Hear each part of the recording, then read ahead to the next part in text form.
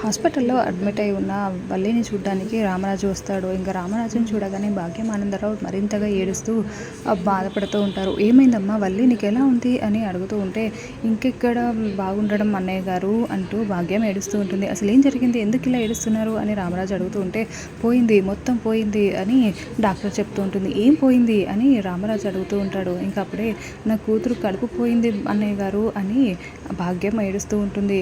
ఇంకా అందరూ చాలా షాకింగ్గా చూస్తూ ఉంటారు. వేదవతి, రామరాజు వాళ్ళు చాలా బాధపడుతూ ఉంటారు. వేదవతి కూడా ఏడుస్తూ ఉంటుంది. అంతా ఇదిగో ఈ మహాతల్లి వల్లే, వద్దు వద్దు అంటున్నా తీసుకుని వెళ్ళింది నా కూతుర్ని అని నర్మదాని భాగ్యం తిడుతూ ఉంటే, అమ్మ నువ్వు నా చెల్లెల్ని ఏమైనా అంటే నేను ఊరుకోను, నా చెల్లెలు ఏమీ అలా చెయ్యలేదు, అనుకోకుండా అలా జరిగింది, తనలో తన తప్పేముంది అని వల్లి అంటూ ఉంటుంది.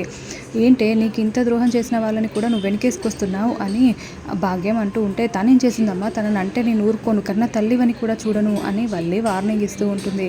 ఇంకా అందరూ చాలా షాకింగ్గా చూస్తూ ఉంటారు.